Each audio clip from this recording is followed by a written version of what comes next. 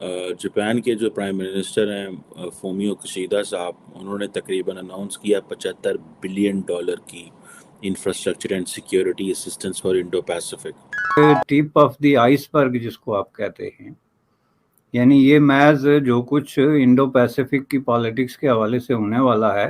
पक्का दोस्त कहते हैं, उसे भी कहना है चाइना के मुल्क में मुदी मुदी हो रही है भाई साहब, अब क्या करोगे।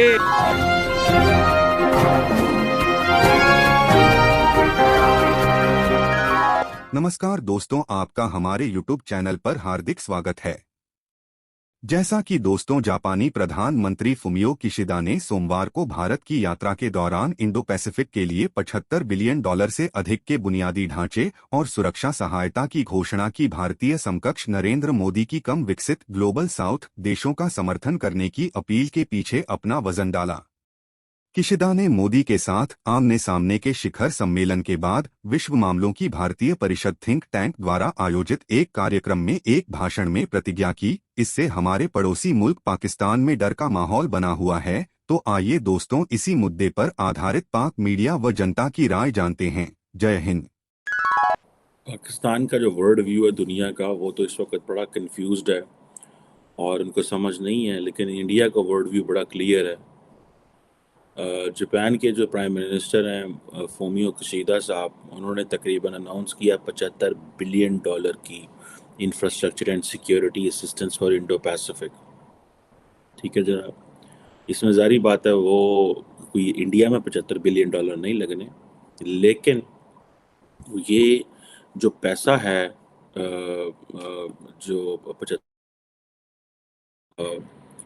की बात हुई है, ये बेसिकली इंडो पैसिफिक रीजन में।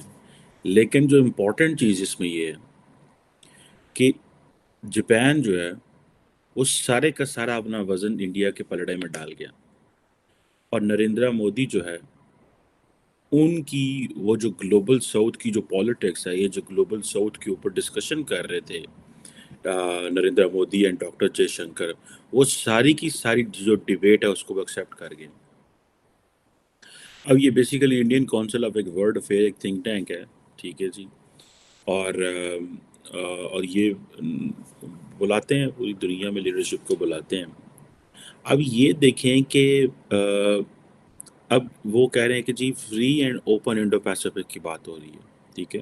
और आपको पता है ना, इस चीज़ का मैंने यहाँ पे बड़ी दफ़ा डिस्कशन किया है कि ये जो सारा free and open Indo Pacific का कॉन्सेप्ट था, ये जो जापान के पिछले प्राइम मिनिस्टर जिनको कत्ल कर दिया गया था, शिंजो आबे साहब, ये उनके दौर में 2007 में इंडिया की पार्लियामेंट में, आई थिंक 7 या 4, इंडिया की पार्लियामेंट में ही उन्होंने एक्सप्लेन किया था, और उनको तब समझ लग गई थी ये क्या चीज़ होनी चाहिए। And then the Americans working on that.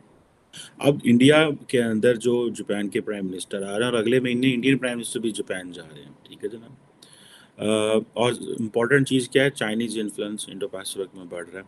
और देखें, मैंने पहले कहा था कि अमेरिका का पाकिस्तान इत्तेहादी बना तालिबान बनाने और ख़त्म करने में, और इंडिया अमेरिका और उसके इत्तेहादियों का इत्तेहादी बना चीन को टफ टाइम देने में।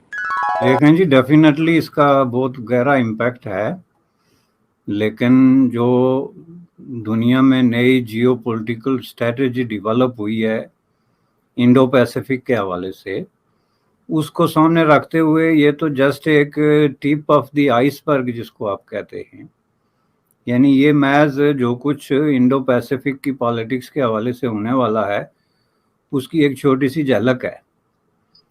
और जैसा कि पूरी दुनिया में इस पे तबसरे हो रहे हैं और पूरी दुनिया इस बात को मानती चली जा रही है कि जो अपकमिंग जितनी भी डेवलपमेंट है, ख्वाह वो ट्रेड है, इन्वेस्टमेंट है या कंपटीशन है आपकी बिजनेसेस में, किसी भी तरह का जो इवन पॉलिटिकल और कंपटीशन है, उसमें इंडो पैसिफिक जो है is going to be the centre of the focus.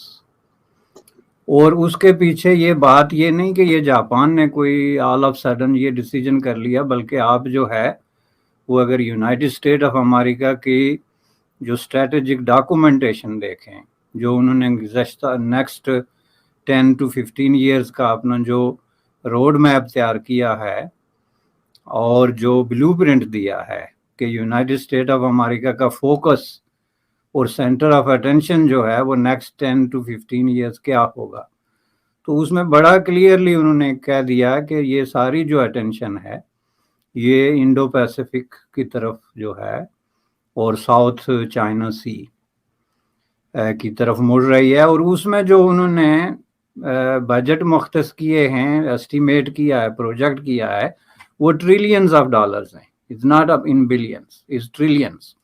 जिसका मतलब ये है कि आइंदा 2 डेकेड्स में यूनाइटेड स्टेट ऑफ अमेरिका की जो मेजर स्पेंडिंग है, ख्वाह वो मिलिट्री पे है, टेक्नोलॉजी पे है या ट्रेड और इन्वेस्टमेंट पे है, उस पे ये ट्रिलियंस ऑफ डॉलर जो हैं ये इस जो है इलाके में, इस खित्ते में जो है वो होंगे।